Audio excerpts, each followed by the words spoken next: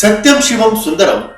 ಇತ್ತೀಚೆಗೆ ದೈವ ನರ್ತನ ಸಮಯದಲ್ಲಿ ದೈವ ನರ್ತಕರೊಬ್ಬರು ರಿಷಬ್ ಶೆಟ್ಟಿಯವರ ಕಾಲಿಗೆ ಬಿದ್ದಂತಹ ವಿಡಿಯೋ ಎಲ್ಲ ಕಡೆ ಟ್ರೋಲಿಗೆ ಕಾರಣವಾಗಿದೆ.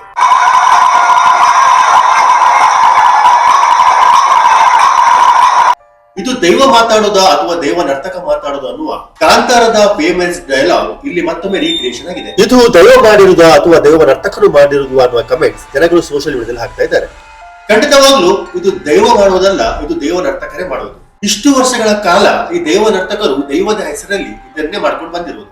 ತುಳುನಾಡಿನ ಮೂಢ ಜನಗಳು ಕಣ್ಣು ಬಾಯಿ ಬಿಟ್ಟುಕೊಂಡು ಇಷ್ಟು ವರ್ಷ ಈ ದೈವ ನರ್ತನವನ್ನು ನರ್ತಕರು ಕೊಡುವಂತಹ ನುಡಿಗಳನ್ನು ದೈವವೇ ಮಾಡಿಸುತ್ತಿದೆ ಅಂತ ಹೇಳಿ ನಂಬಿಕೊಂಡು ಬಂದಿದ್ದಾರೆ. ತುಳುನಾಡಿನ ಜನಗಳ ಮೌಢ್ಯವನ್ನು ಇತ್ತೀಚೆಗೆ ಸೂ ಫ್ರಮ್ ಸೂದಲ್ಲಿ ಕೂಡ ತೋರಿಸಲಾಗಿತ್ತು.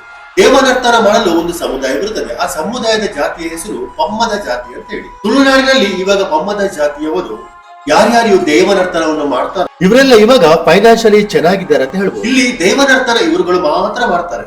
ಆದ್ರೆ ತುಳುನಾಡಲ್ಲಿ ಇನ್ನೂ ಕೆಲವಾರು ಜನ ದೈವದ ಹೆಸರಲ್ಲಿ ಕಾಸು ಮಾಡುವವರಿದ್ದಾರೆ. ಬಲ್ಮೆ ಅಂತ ಹೇಳುವವರು ತುಂಬಾ ಜನ ಇದ್ದಾರೆ. ಬಲ್ಮೆ ಅಂದ್ರೆ ಪ್ರಶ್ನೆ ಕೇಳೋದು. ತುಳುನಾಡಿನ ಜನಗಳು ಯಾವುದೇ ಕಷ್ಟ ಬಂದ ಕೂಡಲೇ, ಅನಾರೋಗ್ಯ ಬಂದ ಕೂಡಲೇ ಹಾಸ್ಪಿಟಲ್ಗೆ ಹೋಗಲ್ಲ. ಈ ಬಲ್ಮೆ ಅವರ ಹತ್ರ ಓಡೋಡಿ ಹೋಗ್ತಾರೆ. ಇವರುಗಳು ಪರಿಹಾರ ಸೂಚಿಸ್ತಾರೆ. ತುಂಬಿದ ಗದ್ದೆಯಲ್ಲಿ ಆಗುವಂತಹ ಒಂದು ಗಿಡ, ಆ ಗಿಡದ ಗಡ್ಡೆಯ ಕಷಾಯ, ಅದನ್ನ ಕುಡಿಸ್ಬೇಕು. ವಾಂತಿಯಲ್ಲಿ ಪ್ರೇತ ಹೋಗ್ತದೆ.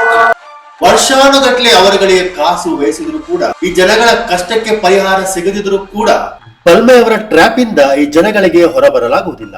ತುಳುನಾಡಿನಲ್ಲಿ ಹಲವಾರು ದೈವಗಳಿದೆ. ದೈವಗಳನ್ನು ಭಯಭಕ್ತಿಯಿಂದ ನೋಡುವ ಜನಗಳು ದೈವದ ಹೆಸರಲ್ಲಿ ಬಲ್ಮೆ ಹೇಳುವವರನ್ನು ಕೂಡ ಅಷ್ಟೇ ಭಯಭಕ್ತಿಯಿಂದ ನೋಡ್ತಾರೆ. ಜನಗಳ ಕಷ್ಟ ಪರಿಹಾರವಾಗಿದೋ ಇಲ್ವೋ ಗೊತ್ತಿಲ್ಲ, ಆದ್ರೆ ಈ ದೈವದ ಹೆಸರಲ್ಲಿ ಬಲ್ಮೆ ಹೇಳುವವರು ಮಾತ್ರ ಕೋಟಿ ಕೋಟಿ ಸಂಪಾದನೆ ಮಾಡಿದ್ದಾರೆ. ಪ್ರಾಪರ್ಟಿ, ಚಿನ್ನಾಭರಣಗಳು, ಕೋಟಿ ಬಾಳುವ ಮನೆಗಳು, ಇದೆಲ್ಲ ಈ ದೈವದ ಹೆಸರಲ್ಲಿ ಮಾಡ್ಕೊಂಡಿದ್ದಾರೆ. ನಾನು ಆಗ್ಲೇ ಹೇಳಿದಂತೆ ಈ ಪ್ರಶ್ನೆ ಹೇಳುವವರು, ಈ ಬಲ್ಮೆ ಹೇಳುವವರು ಎಲ್ಲರೂ ಒಂದೊಂದು ದೈವವನ್ನು ಹಿಡ್ಕೊಂಡಿದ್ದಾರೆ. ಆ ದೈವದ ಹೆಸರನ್ನು ಬಳಸಿಕೊಂಡು ನಮ್ಮ ಮೇಲೆ ದೈವ ಆವಾಹನೆ ಆಗ್ತದೆ ಅಂತ ಹೇಳಿ ದರ್ಶನ ಮಾಡ್ತಾರೆ. ಬಂದಂತ ಎಲ್ಲಾ ಭಕ್ತಾದಿಗಳಿಗೆ ಪರಿಹಾರವನ್ನು ಸೂಚಿಸ್ತಾರೆ. ಆ ಪರಿಹಾರವನ್ನು ಮಾಡ್ಲಿಕ್ಕೆ ಭಕ್ತಾದಿಗಳು ಲಕ್ಷಾನುಗಟ್ಟಲೆ ಖರ್ಚು ಮಾಡ್ಬೇಕಾಗುತ್ತೆ.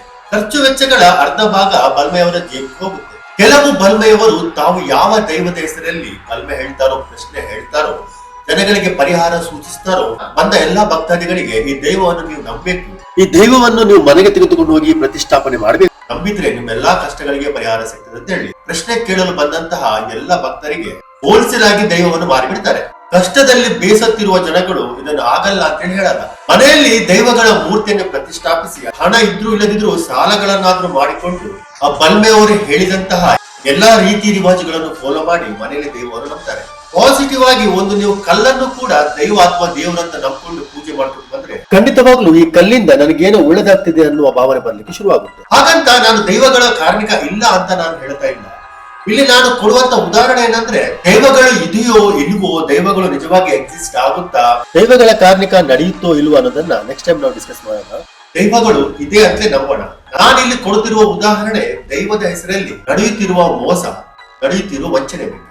ದೈವದ ಹೆಸರಲ್ಲಿ ದೈವ ನರ್ತಕರಾಗಿರ್ಬೋದು, ಈ ಬಲ್ಮೆ ಅಂತ ಹೇಳ್ಕೊಂಡು ಪ್ರಶ್ನೆ ಕೇಳುವವರಾಗಿರ್ಬೋದು, ದೈವ ದೇವರುಗಳ ಬಗ್ಗೆ ತಮ್ಮದೇ ಆದ ಒಂದು ಭ್ರಮಾಲೋಕವನ್ನು ಸೃಷ್ಟಿಸಿ ಸಾಮಾನ್ಯ ಜನರು ಆ ಕಪೋಕಲ್ಪಿತ ಕಟ್ಟುಕತೆಯಲ್ಲಿ ಮುಳುಗುವಂತೆ ಪ್ರೇರಣೆ ಮಾಡ್ತಾರೆ. ದೈವಾರಾಧನೆಗೆ ದೈವದ ಮುಂದೆ ಒಂದು ತಂಬಿಗೆ ನೀರು, ಹೂವಿನ ಒಂದು ಹೆಸರಿಟ್ರೆ ಸಾಲುತ್ತೆ. ದೈವವನ್ನು ತೃಪ್ತಿಪಡಿಸಲಿಕ್ಕೆ ವಿಜೃಂಭಣೆಯ ಆಡಂಬರದ ಆಚರಣೆಯ ಅಗತ್ಯವಿರುವುದಿಲ್ಲ. ವರ್ಷಕ್ಕೊಂದ್ಸಾರಿ ತುಳುನಾಡಿನ ಎಲ್ಲರ ಹಿರಿಯರ ಮನೆಯಲ್ಲಿ ದೈವಕ್ಕೆ ಅಗೇಲ್ ಪೂಜೆ ಅಂತ ಹೇಳಿಕೊಡ್ತಾರೆ. ಇದು ನಿಜವಾದ ದೈವಾರಾಧನೆ ಅಂತ ಹೇಳ್ಬೋದು. ಯಾಕೆಂದ್ರೆ ಅಗೇಲ್ ನೆಪದಲ್ಲಿ ವರ್ಷಕ್ಕೊಂದ್ಸಾರಿ ಸೇರುವ ಮೂಲ ಉದ್ದೇಶ ಸಂಬಂಧಿಕರೆಲ್ಲ ವರ್ಷಕ್ಕೊಂದ್ಸರಿ ಆದ್ರೂ ಜೊತೆಯಾಗಿ ಸೇರುವುದು. ಆ ದೈವದ ಚಾಕ್ರಿಯನ್ನು ಮಾಡ್ಬೇಕಾಗುತ್ತೆ. ಎಲ್ಲಾ ಸೇರಿ ಒಟ್ಟು ಸೇರಿ ಮಾಡ್ಬೇಕಾಗುತ್ತೆ. ಅಲ್ಲಿ ದೈವ ನರ್ತಕ ಇರುವುದಿಲ್ಲ. ಕುಟುಂಬದ ಹಿರಿಯರು ಮತ್ತು ಕುಟುಂಬದ ಎಲ್ಲಾ ಸದಸ್ಯರು ಸೇರಿ ಆ ಪೂಜೆಯನ್ನು ನೆರವೇರಿಸುತ್ತಾರೆ. ಕೇವಲ ಕುಟುಂಬಗಳಿಗೆ ಸೀಮಿತವಾಗಿದ್ದಂತಹ ದೈವಾರಾಧನೆಯಲ್ಲಿ ಬಣ್ಣ ಹಚ್ಚಿಕೊಂಡು ನೃತ್ಯ ಮಾಡುವಂತ ಕಲೆಯನ್ನು ದೈವಾರಾಧನೆ ಅಂತೇಳಿ ಪ್ರೊಜೆಕ್ಟ್ ಮಾಡಿದವರ್ಯಾರು? ಭೂತಕುಲದಲ್ಲಿ ಉಪಯೋಗಿಸುವಂತಹ ಎಲ್ಲಾ ಸಾಮಗ್ರಿಗಳನ್ನು ಆವಿಷ್ಕರಿಸಿದವರ್ಯಾರು? ದೈವವನ್ನು ರಿಪ್ರೆಸೆಂಟ್ ಮಾಡುವ ಈ ವೇಷಭೂಷಣವನ್ನು ಇಂಟ್ರೊಡ್ಯೂಸ್ ಮಾಡಿದವರ್ಯಾರು?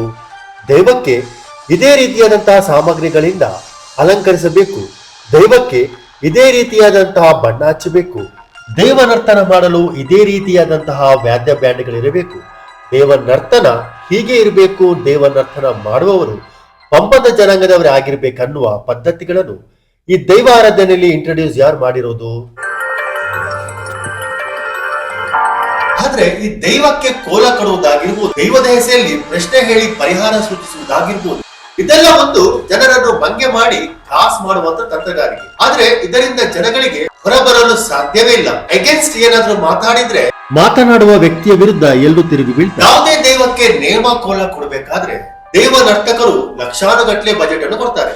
ಹಣವಿದ್ದವರು ದೈವದ ಹೆಸರಲ್ಲಿ ಎಷ್ಟು ಬೇಕಷ್ಟು ಖರ್ಚು ಮಾಡಕ್ಕೆ ನೀಡಿದ್ದಾರೆ. ನನ್ನನ್ನು ಆರಾಧಿಸಬೇಕಾದ್ರೆ ಈ ವೇಷಭೂಷಣಗಳನ್ನು ಹಾಕಿ ನರ್ತನ ಮಾಡಿದರೆ ಮಾತ್ರ ನಾನು ಅವರ ದೇಹದೊಳಗೆ ಆವಾಹನವಾಗಿ ಕಷ್ಟಗಳಿಗೆ ಪರಿಹಾರ ಕೊಡ್ತೇನೆ ಅಂತ ಹೇಳಿ ದೈವ ಇಲ್ಲಾಂದ್ರೆ ಹೇಳಿದ್ದಿದ್ಯಾ? ಇದ್ರೆ ಅದಕ್ಕೆ ಯಾವ್ದಾದ್ರು ಎವಿಡೆನ್ಸ್ ಇದೆಯಾ? ದೈವ ಯಾರ ಮೇಲೆ ಬೇಕಾದ್ರೂ ಬರಲ್ವಾ? ಕೇವಲ ಈ ಜನಾಂಗದವರು ಆ ರೀತಿಯ ವೇಷಭೂಷಣಗಳನ್ನು ಕೊಟ್ರೆ ಮಾತ್ರ ಬರುತ್ತಾ? ಕೆಲವರ ಪ್ರಕಾರ ದೈವ ಪಾದ್ರಿಯ ಮೇಲೆ ಕೆಲವೇ ಸೆಕೆಂಡ್ಗಳಷ್ಟು ದೈವ ಬರುತ್ತದೆ.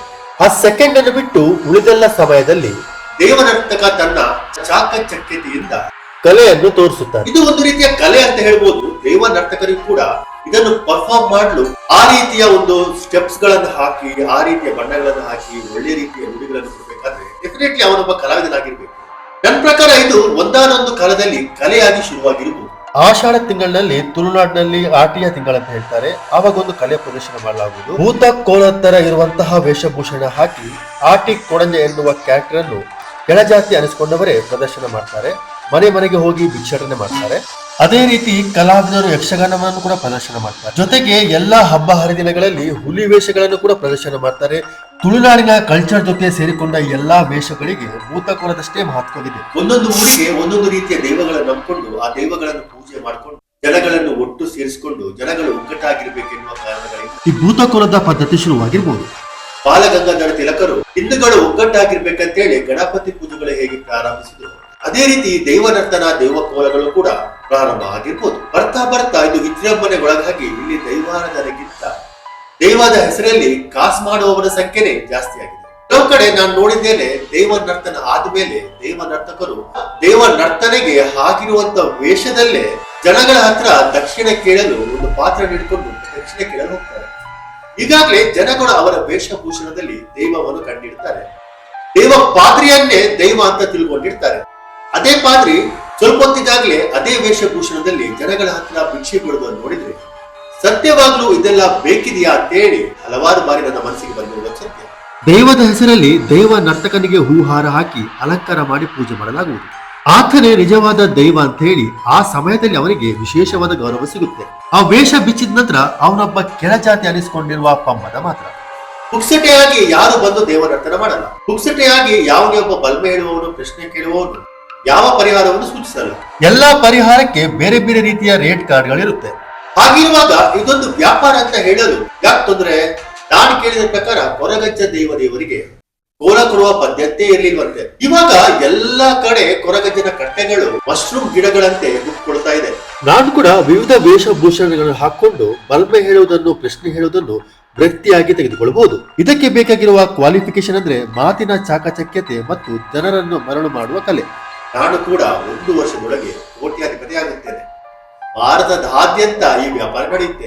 ಈಗ ನಾವು ರಿಷಬ್ ಶೆಟ್ಟಿ ಅವರ ವಿಡಿಯೋದ ಬಗ್ಗೆ ಮಾತಾಡಬೇಕಾದ್ರೆ ಆ ದೈವ ನರ್ತಕ ಹೋಗಿ ರಿಷಬ್ ಶೆಟ್ಟಿ ಅವರ ಕಾಲಿಗೆ ಬಿದ್ದಿರುವುದು ಇದೊಂದು ತುಂಬಾನೇ ಚೀಪ್ ಆದ ಆಕ್ಟ್ ಅಂತ ಹೇಳ್ಬೋದು. ಇಲ್ಲಿ ದೈವ ರಿಷಬ್ ಶೆಟ್ಟಿ ಅವರ ಬಳಿ ಏನ್ ಹೇಳ್ತಾ ಇದೆ? ಮಗನೇ ರಿಷಬ್, ನಿನ್ನ ಕಾರ್ಣಿಕವನ್ನ ಸಿನಿಮಾದ ಮುಖಾಂತರ ಜಗತ್ತಿಗೆ ತೋರಿಸಿದ್ಯಾ, ನಿನಗೆ ನಾನು ಇಂಬು ಕೊಡ್ತೇನೆ ಅಂತ ಹೇಳಿ ಅಭಯ ನೀಡ್ತಿದ್ಯಾ, ಅಥವಾ ಒಬ್ಬ ದೈವ ನರ್ತಕ ಒಬ್ಬ ಶ್ರೀಮಂತ ಸೆಲೆಬ್ರಿಟಿ ಜೊತೆ ಡೀಲ್ ಮಾಡ್ತಿದ್ದಾರಾ ಅಂತ ಅನಿಸ್ತಿದ್ಯಾ? ಊಹೆ ನಿಮಗ್ ಬಿಟ್ಟಿರೋದು. ದೊಡ್ಡ ಮೇಲ್ಜಾತಿಯವರು ಒಳ್ಳೆ ಹಣ ಉಳಿತವರು ಬಂದ್ರೆ ದೈವಗಳ ಕಣ್ಣಿಗೆ ಎಷ್ಟು ಕಾಣುತ್ತಾರೆ. ಅದಕ್ಕೆ ಈ ಕಾಂತಾರದ ಡೈಲಾಗ್ ಏನಿದೆ, ಇದು ದೈವಗಳು ಮಾಡೋದು ಅಥವಾ ದೈವ ನರ್ತಕರು ಮಾಡೋದು ಅಂತ ಹೇಳಿ ಹೈಲೈಟ್ ಆಗಿದೆ.